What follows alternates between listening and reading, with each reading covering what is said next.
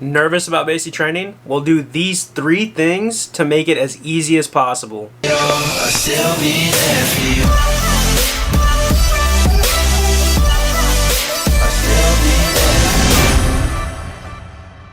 What is up, guys? Ben Allen back again with another video, and like I just said, we're gonna be talking about 3 things y'all can be doing to help make basic training as easy as possible.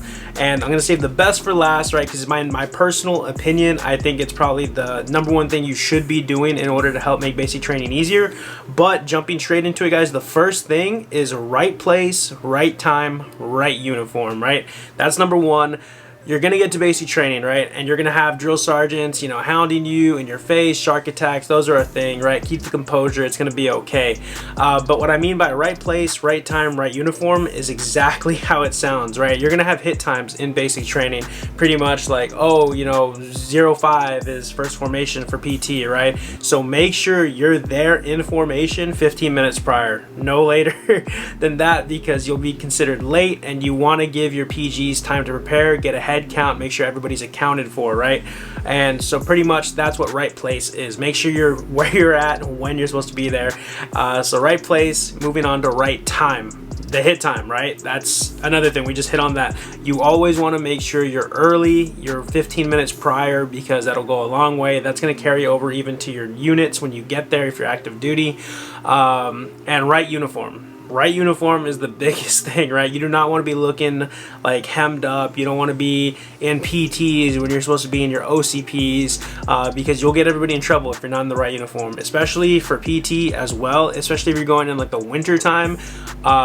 Sometimes you'll be allowed to wear your cold weather gear, right? And from my experience, if one person forgets a glove or their long sleeve, they're gonna make everybody take off that glove, take off the long sleeve, and everybody's gonna hate you because they're big on uniformity. They want you to be dress right, dress in the right uniforms. So that's a big thing. If you do those 3 things for #1, right place, right time, right uniform, chances are you're never going to have an issue. You're never going to get in trouble. You're never going to get hemmed up. There might be the occasion where the drill sergeant's just in a bad mood and he wants to teach you guys a lesson, and he'll fuck you guys up. He'll put you through shark attack, even if you did everything right. It's just part of the game. It's basic training, right? But that's #1. That's one thing you can be doing to get through basic training a lot easier than if you're always late, you never know where you're supposed to be and what uniform you're supposed to be in. But number two is volunteer for things, guys. I volunteered a lot in basic training, and my life was a lot easier because they knew that they could count on me. They knew they could count on the other individuals that were volunteering as well.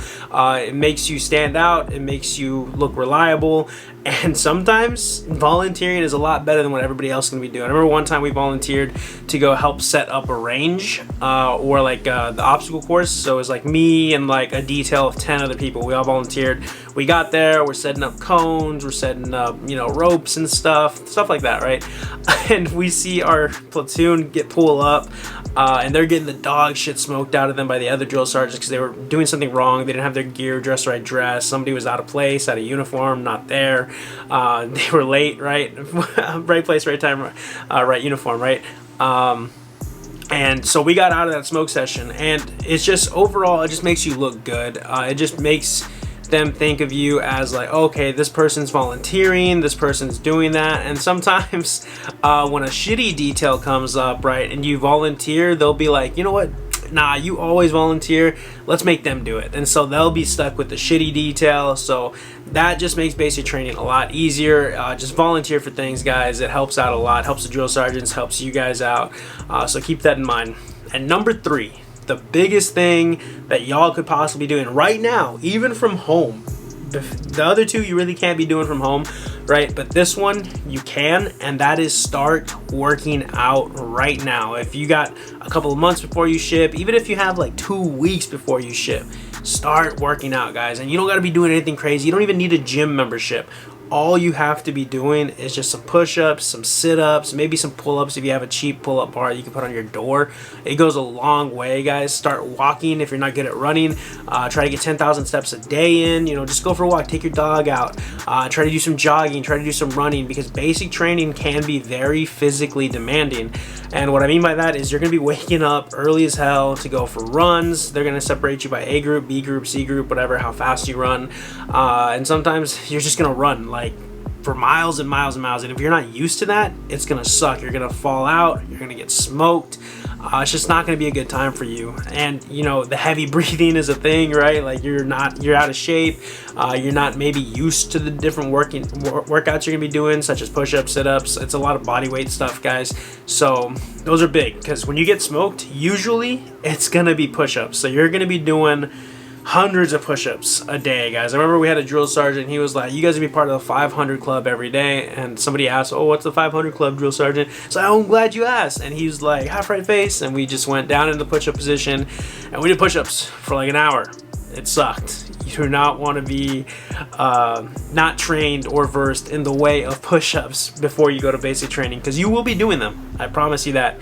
So keep that in mind, guys. Physical fitness is very, very important when it comes to basic training. You shouldn't be waiting for the very last minute, unless you know you're like some like high school athlete, you're good, you know, you're solid on that. Or if you have like some physical experience prior, you know, I'm good, I don't need it, then okay, you might be fine. But for those of you that might think that the physical aspect is going to be a little hard for you, definitely start training now. You definitely want to get in there. You definitely want to be prepared for what's to come, because it's no joke.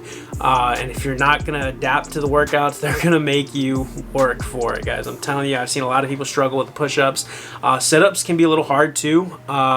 You see some people struggling. A lot of people fail the sit-ups just because it depends. I would say work out your legs too, because when they're holding your feet down for sit-ups, it's just a little bit like it can work your legs out too if you're not doing it right, if you're not coming from the core.